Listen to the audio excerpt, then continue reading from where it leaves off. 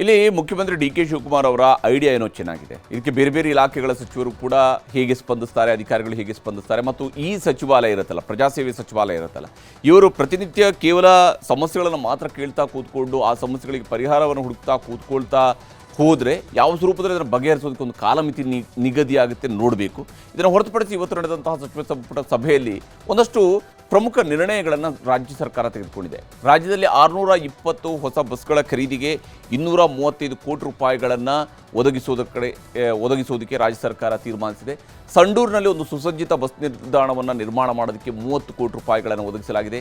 ಸಾರಿಗೆ ಸಂಸ್ಥೆಗಳ ನಷ್ಟ ಸರಿದೂಗಿಸುವ ಉದ್ದೇಶ ಅನ್ನೋದನ್ನು ಹೇಳ್ತಾನೆ ರಾಜ್ಯದಲ್ಲಿ ಟಿಕೆಟ್ ದರ ಏರಿಕೆಗೆ ಚಿಂತನೆಯನ್ನು ಮಾಡ್ಕೊಂಡಿದ್ದಾರೆ ಡಿ ಕೆ ಶಿವಕುಮಾರ್ ಅವರು.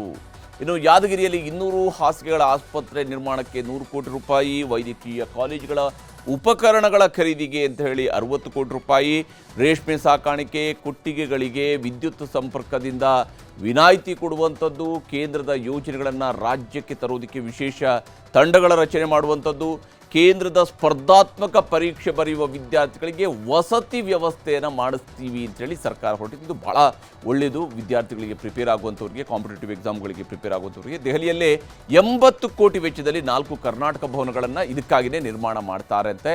ಜೊತೆಗೆ SC ST ಇತರರಿಗೆ 50-50 ಅನುಪಾತದಡಿಯಲ್ಲಿ ಸೀಟ್ಗಳನ್ನು ಮೀಸಲಾತಿ ಕೊಡುವಂಥದ್ರ ಬಗ್ಗೆಯೂ ಕೂಡ, ಅಂದರೆ ಈ ರೀತಿಯಲ್ಲಿ ಎಕ್ಸಾಮ್ ಬರೆಯುವಂಥವ್ರಿಗೆ ಅವಕಾಶವನ್ನು ಮಾಡಿಕೊಡೋದ್ರ ಮೂಲಕ ನಾವು ದಲಿತರ ಪರವಾಗಿ ಇದ್ದೀವಿ ಅನ್ನೋದನ್ನು ಕೂಡ ಶಿವಕುಮಾರ್ ಅವರು ಸ್ಪಷ್ಟವಾಗಿ ತೋರಿಸ್ತಾ ಇದ್ದಾರೆ.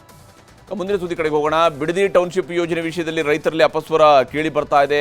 ಕೆಲವರು ಸರ್ಕಾರದ ಯೋಜನೆಯ ಪರವಾಗಿ ನಿಂತಿದ್ರೆ, ಇನ್ನೂ ಕೆಲವರು ಸರ್ಕಾರದ ವಿರುದ್ಧ ಸಮರ ಸಾರಿದ್ದಾರೆ.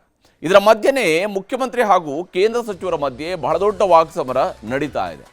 ಬಿಡದಿ ಟೌನ್ಶಿಪ್ಗೆ ಭೂಮಿ ಕೊಡೋದಕ್ಕೆ 80%ಕ್ಕಿಂತ ಹೆಚ್ಚು ರೈತರು ಒಪ್ಪಿಕೊಂಡಿದ್ದಾರೆ ಅಂತ ರಾಜ್ಯ ಸರ್ಕಾರ ಹೇಳ್ತಾ ಇದೆ. ಜೊತೆಗೆ JDS BJಪಿಯವರೇ ಟೌನ್ಶಿಪ್ನ ಜನ್ಮದಾತರು ಅಂತ ಹೇಳಿ ಕಾಂಗ್ರೆಸ್ನವರು ಹೇಳ್ತಾ ಇದ್ದಾರೆ. ನಾವು ಸಾಕಿ ಬೆಳೆಸ್ತಿದ್ದೀವಿ ಅನ್ನುವಂಥದ್ದು ಈಗ ಸಚಿವರುಗಳು ಕೊಡ್ತಾ ಇರುವಂತಹ ಸ್ಪಷ್ಟನೆ. ಈ ಟೌನ್ಶಿಪ್ ಹುಟ್ಟಿದ್ದು ಹೇಗೆ, ಬೆಳೆದಿದ್ದು ಹೇಗೆ ಅನ್ನೋದ್ರ ಬಗ್ಗೆ ಅಂಕಿಅಂಶಗಳನ್ನು ಕೂಡ ಕೊಟ್ಟಿದ್ದಾರೆ. ಇಷ್ಟಾದರೂ JDS ತನ್ನ ಹೋರಾಟವನ್ನು ಏನು ಕೈಬಿಟ್ಟಿಲ್ಲ. JDS ನಾಯಕರು ಸರ್ಕಾರದ ವಿರುದ್ಧ ರಣಕಹಳೆಯನ್ನು ಮೊಳಗಿಸೋದಕ್ಕೆ ಸಜ್ಜಾಗಿದ್ದಾರೆ. ಬಿಡದಿಯ 10 ಹಳ್ಳಿಗಳಲ್ಲಿ ನಿಖಿಲ್ ಕುಮಾರಸ್ವಾಮಿಯವರು ಪಾದಯಾತ್ರೆಯನ್ನು ನಡೆಸಲಿದ್ದಾರೆ. JDS ನಾಯಕರು ಪಾದಯಾತ್ರೆಗೆ ರೆಡಿ ಆಗ್ತಾ ಇದ್ದರೆ ಸರ್ಕಾರ ಭೂಸ್ವಾಧೀನಕ್ಕೆ ಒಪ್ಪಿಗೆಯನ್ನು ಕೊಟ್ಟಿದೆ. ರೈತರಿಗೆ ಪರಿಹಾರದ ಚೆಕ್ಗಳ ವಿತರಣೆ ಕಾರ್ಯ ಈಗಾಗಲೇ ಶುರುವಾಗಿದೆ. ಬಿಡದಿ ಟೌನ್ಶಿಪ್ಗೆ ಭೂಮಿ ಬಿಟ್ಟುಕೊಟ್ಟವರಿಗೆ ರಾಮನಗರದ ಕಂದಾಯ ಭವನದಲ್ಲಿ ಮಾಗಡಿ ಶಾಸಕ SC ಬಾಲಕೃಷ್ಣ ಚೆಕ್ ವಿತರಣೆಯನ್ನು ಮಾಡಿದರು. ಸಾಂಕೇತಿಕವಾಗಿ 7 ರೈತರಿಗೆ ಚೆಕ್ ಅನ್ನು ಕೊಟ್ಟಿದ್ದು, ಯಾರು ಯೋಜನೆಯನ್ನು ಒಪ್ಪಿ ಬರ್ತಾರೋ ಅವರಿಗೆಲ್ಲ ಪರಿಹಾರ ನೀಡ್ತೀವಿ ಅಂತ ಮಾಗಡಿ ಶಾಸಕ ಹೇಳಿದ್ದಾರೆ.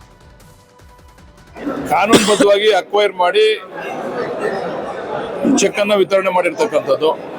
ಯಾರ್ಯಾರು ನಮಗೆ ರೈತರುಗಳು ಒಪ್ಪಿಗೆ ಕೊಟ್ಟಿದ್ದಾರೆ, ಇದು ಆಗ್ಬೇಕು, ನಮ್ಗೇನಾದ್ರೂ ತೊಂದರೆ ಆದ್ರೆ ನಾವು 50 ಲಕ್ಷ 60 ಲಕ್ಷಕ್ಕೆ ಮೇಲ್ಪಟ್ಟು ಯಾರು ಜಮೀನನ್ನ ಕೇಳೋದಿಲ್ಲ, ಇದನ್ನ ಅಕ್ವೈರ್ ಮಾಡಿ ಅಂತ ಹೇಳಿ ಆ ಭಾಗದ ಮೆಜಾರಿಟಿ ರೈತರು ನಮಗೆ ಒತ್ತಾಯ ಮಾಡಿದ್ರಿಂದ ನಾವು ಅಕ್ವೈರ್ ಮಾಡಿ ನಾವು ಸ್ವಲ್ಪ ಎಲ್ಲ ಅವಕಾಶಗಳನ್ನ ಉಪಯೋಗಿಸ್ಕೊಂಡು ಹೆಚ್ಚು ಪರಿಹಾರವನ್ನು ಕೊಡಬೇಕು ಅಂತ ಹೇಳಿ 2 ಕೋಟಿಗೆ ಮೇಲ್ಪಟ್ಟು, ಕನಿಷ್ಠ 2 ಕೋಟಿ ಮೇಲ್ಪಟ್ಟು 3 ಕೋಟಿ ಗಂಟನ್ನು ಕೂಡ ಹೋಗ್ತದೆ.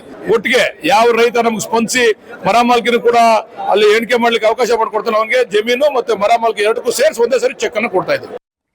ಯಾವಾಗ ಸರ್ಕಾರ ಪರಿಹಾರ ವಿತರಿಸುವುದಕ್ಕೆ ಶುರು ಮಾಡ್ತೋ ಇದು ಸಹಜವಾಗಿದೆ. ಕೇಂದ್ರ ಸಚಿವ HD ಕುಮಾರಸ್ವಾಮಿ ಅವರು ತಿಳಿಸಿದ್ದಾರೆ. ರೈತರಿಗೆ ಪರಿಹಾರದ ಚೆಕ್ ಕೊಟ್ಟು ಆಸೆಯನ್ನು ಹುಟ್ಟಿಸ್ತಾ ಇದ್ದಾರೆ ಅಂತ ಹೇಳಿ ಕುಮಾರಸ್ವಾಮಿ ಅವರು ಕಿಡಿಕಾರ್ತಾ ಇದ್ದಾರೆ. ಕೆಲವು ರೈತರಿಗೆ 2 ಕೋಟಿ 30 ಲಕ್ಷದ ಚೆಕ್ ಕೊಟ್ಟು ಆಸೆ ಹುಟ್ಟಿಸುವ ಕೆಲಸ ಶುರುವಾಗಿದೆ ಅಂತ ಕುಮಾರಸ್ವಾಮಿ ಅವರು ಆರೋಪವನ್ನು ಮಾಡಿದ್ದಾರೆ. 20 ವರ್ಷಕ್ಕೆ 2 ಕೋಟಿ ಹಣವನ್ನು FD ಇಟ್ಟರೆ 40 ಲಕ್ಷದವರೆಗೆ ಸಿಗಬಹುದು ಅಷ್ಟೇ. ಇದರ ಬದಲು ಜಮೀನನ್ನು ಹಾಗೆ ಉಳಿಸ್ಕೊಂಡ್ರೆ ಅದೇ 20 ವರ್ಷಕ್ಕೆ 20 ಕೋಟಿವರೆಗೆ ಬೆಲೆ ಬರುತ್ತೆ ಅಂತ ವಿವರಿಸಿದ್ದಾರೆ. ಇದಕ್ಕೆ ಪ್ರತಿಕ್ರಿಯೆ ನೀಡಿರುವಂತಹ CM DK ಶಿವಕುಮಾರ್ ಯೋಜನೆಯನ್ನು ಯಾರು ತಂದಿತ್ತು, ರೆಡ್ ಝೋನನ್ನು ಯಾಕೆ ತೆಗೀಲಿಲ್ಲ, ಕುಮಾರಸ್ವಾಮಿ ಅವರು ಕೇಂದ್ರದ ಕೈಗಾರಿಕಾ ಮಂತ್ರಿಗಳು, ಕೈಗಾರಿಕೆ ಮಾಡಬೇಕು ಅಂದರೆ ಎಲ್ಲಿ ಮಾಡ್ತಾರೆ ಅನ್ನೋದನ್ನು ಮೊದಲು ಹೇಳಲಿ ಅಂತ ಪ್ರಶ್ನಿಸಿದ್ದಾರೆ. ಯಾರೋ 2-4 ಜನ ತಗೊಳ್ಳೋದನ್ನೇ ದೊಡ್ಡದು, ಏನು ದೊಡ್ಡ ಪ್ರಚಾರ ಮಾಡ್ಕೊಂಡು ತೋರಿಸ್ತಾವ್ರಲ್ಲ. ಬರೀ ನೆನ್ನೆ 7 ಜನಕ್ಕೆ ಯಾಕೆ ಕೊಟ್ಟರು ಚೆಕ್ನ? ಅದು ಶಾಸಕನ ಕಳಿಸಿ ಎಲ್ಲಾದರೂ ಚೆಕ್ ಕೊಡೋದು ಉಂಟಾ? ಅಂದರೆ ಟೆಂಪ್ಟ್ ಮಾಡೋದು ಹೇಗೆ ಅನ್ನೋದಕ್ಕೆ.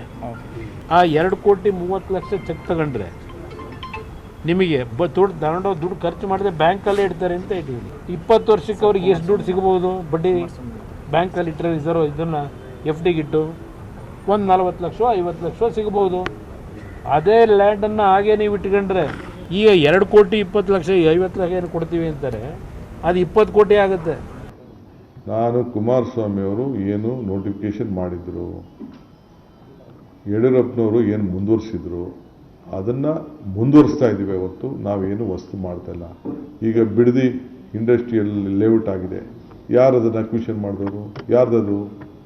ಈಗಿರುವಂಥ 9,000 ಎಕರೆಯಲ್ಲಿ 1,000 ಎಕರೆ ಜಗದೀಶ್ ಶೆಟ್ಟರ್ ಅವರೆಲ್ಲ ಸೇರಿ ಅಕ್ವಿಷನ್ ಮಾಡ್ಕೊಳ್ಳಿಲ್ವೇ? ಆ ರೈತರು ಅವರ ರೈತರಲ್ವೇ? ಇದು ರಾಜಕಾರಣಕ್ಕೋಸ್ಕರ ಅವ್ರು ಮಾಡ್ತಾ ಇದ್ದಾರೆ. ಡಿ ಕೆ ಶಿವಕುಮಾರ್ ಸರ್ಕಾರ ಟೌನ್ಶಿಪ್ಗೆ ಅಡಿಗಲ್ಲು ಇಡೋದಕ್ಕೆ ರೆಡಿಯಾಗಿದೆ. JDS ಮತ್ತು ಬಿಜೆಪಿ ನಾಯಕರು ಅದೇ ಟೌನ್ಶಿಪ್ಗೆ ಅಡಿಗಲ್ಲು ಹಾಕೋ ಕೆಲಸಕ್ಕೆ ಅಡ್ಡಿಯನ್ನು ಪಡಿಸಿ ಅದಕ್ಕೆ ಅಡ್ಡಗಾಲ ಹಾಕುವಂಥದ್ದಕ್ಕೆ ಮುಂದಾಗಿದ್ದಾರೆ. ಒಂದು ಕಡೆ ರೈತರಲ್ಲೂ ಕೂಡ ಪರ ವಿರೋಧಾಭಿಪ್ರಾಯ ಸೃಷ್ಟಿಯಾಗಿರೋದು ಇದಕ್ಕೆಲ್ಲ ಕಾರಣ ಆಗಿದೆ. ಈ ಟೌನ್ಶಿಪ್ ಹಗ್ಗಜಿಗ್ಗಾಟಕ್ಕೆ ಯಾವಾಗ ಇತಿಶ್ರೀ ಬೀಳುತ್ತೆ ಅನ್ನುವಂಥದ್ದನ್ನು ನೋಡಬೇಕು.